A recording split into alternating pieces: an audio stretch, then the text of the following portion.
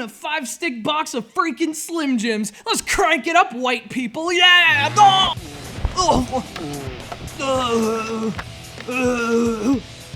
Oh, you thought I was dead, but I'm too extreme for that, yeah. I just guzzled some extreme energy drinks and I'm right back at it in Xtreme Wheels, yeah! Oh, not again.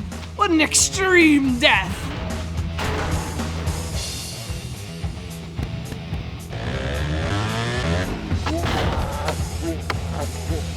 You know, I understand that marketing people have this unshakable belief that the letters Xtreme have some kind of instant commercial appeal when assembled a certain way.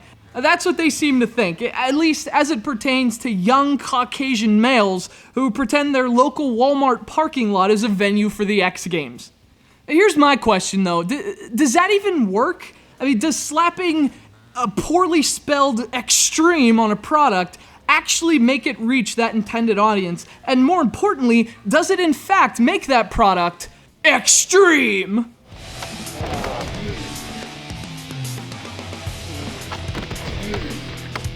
These are questions that have been on my mind since the mid-90s, and although Xtreme Wheels provides plenty of laughs, unfortunately it provides no answers.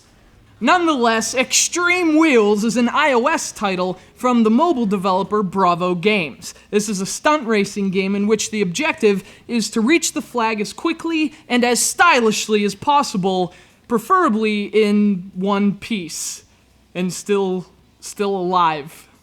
One thing that is clear about Xtreme Wheels is that it's extremely funny, and I don't mean that in like a flattering way either. When you crash your bike, the death scene, and they're quite literally death scenes, they take place in slow motion, and they're funny at first, whether deliberately or not. They're good in the same way some movies are so bad that they're actually good, but that only lasts like the first 10 times you see them, in the first 2 minutes of the game, after which they're extremely lame.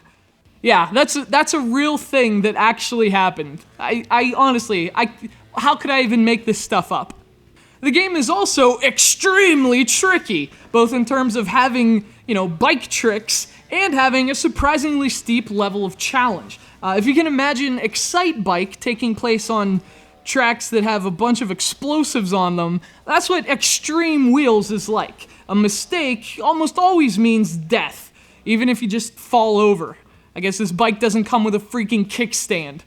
So the whole idea is to keep your bike balanced, again, very Excitebike, and reach the finish. It's actually a lot harder than it sounds though, especially when the game starts mixing it up with the track design. You'll have to make jumps, navigate loops, all the while clearing barrels full of gasoline and pulling flips in midair. It's really tricky, but you know what? I gotta tell you, despite how crappy those death scenes look, it's actually pretty addictive too.